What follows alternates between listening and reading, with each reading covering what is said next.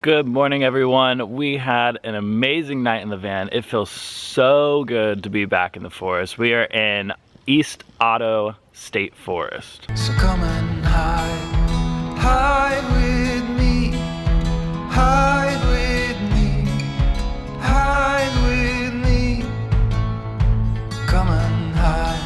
So in the mountains, it is so nice because we get to use our generator and I get to take all the stuff off the back of the rack, and we get to have a door and we get to have a scooter that we ride around. So we really love camping up in the mountains. Our schedule might actually change a little bit because we do love the mountains so much and we just want to be more in the mountains. Really kind of tired of sleeping in Walmart parking lots. I hope you guys are okay with that. But some of you have also been asking if you could see like our back rack setup and how I do that. So I'm going to show you guys right now. Hide with me.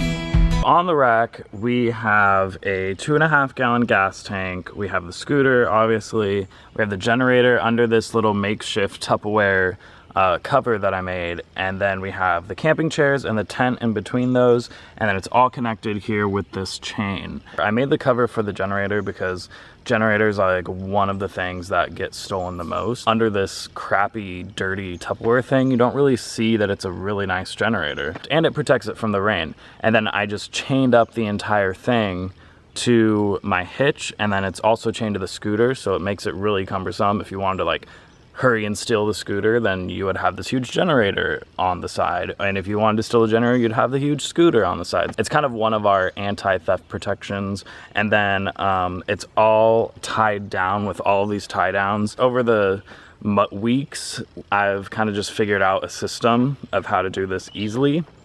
And I can, for the most part, take off one thing without having to take off the other things, which is really nice. There's, I think, a couple things like the tire that I have to take off, but this setup is actually really nice, and it's not too bad to like get everything off and then load everything back on. I'm gonna take everything off right now so that we have a back door and kind of just show you where everything is. My first step is to unlock all of the locks which are on here. Then I take off the tie downs and the cover, and I basically just take everything off of the generator area first.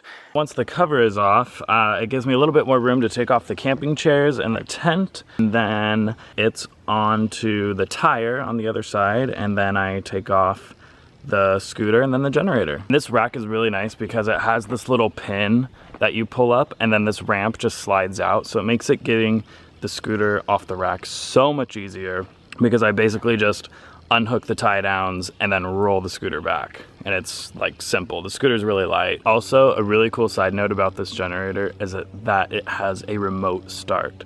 So if like we're in the trailer and we need the generator on, I have this little key fob right here. I just push it and then our generator starts and we have power.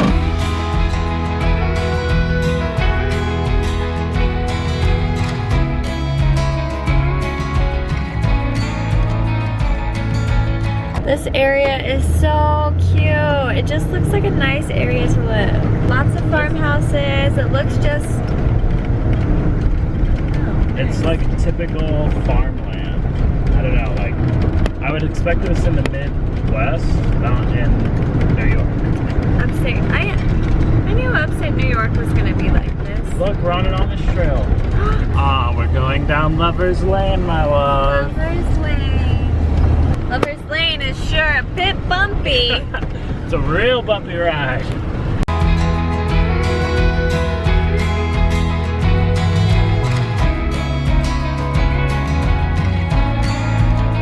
We've seen like a family of Amish, or an Amish family sitting out on their porch.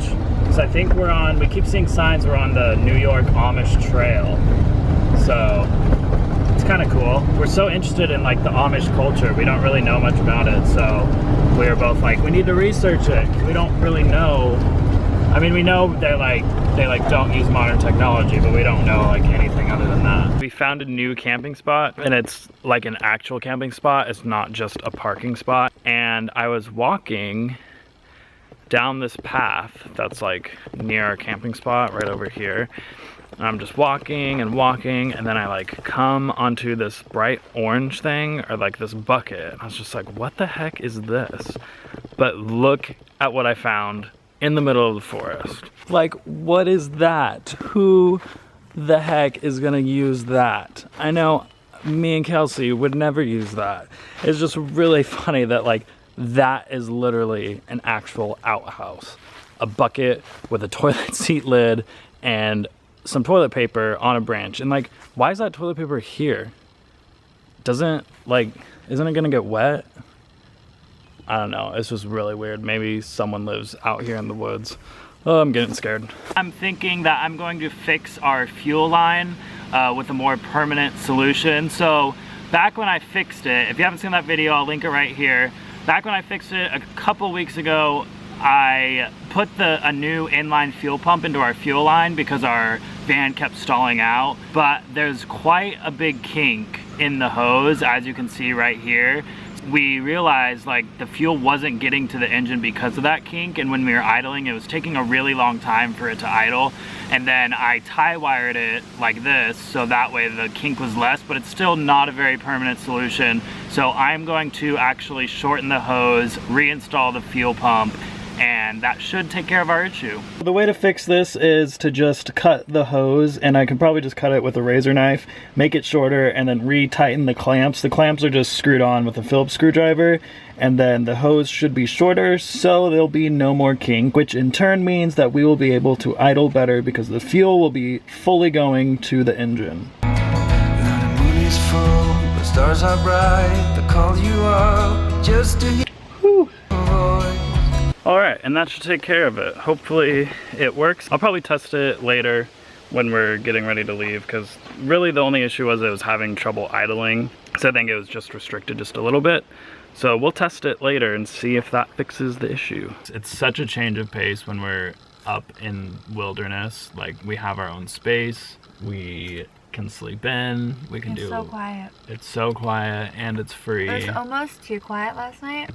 I couldn't sleep because it was so quiet. At Walmart's you have to deal with things like, we had to move because they were repainting the lines. Like, what are the odds that they would repaint those lines on that day at that Walmart that we chose?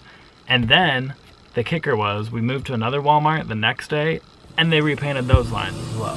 So it happened to us twice, and that machine is so loud. So it's just things like that, you get kind of annoyed but kind of used to all the noises around. But thumbs up for today's video, thumbs up for Amish country. We're gonna explore some more tomorrow. We have a really awesome place that we found today, but we didn't have time to go to, so we're gonna go tomorrow. Thank you to our Wander Society who has been supporting these videos, and if you want more info on how to join our Wander Society, go check out the link below. Subscribe if you haven't already, and be where your feet are.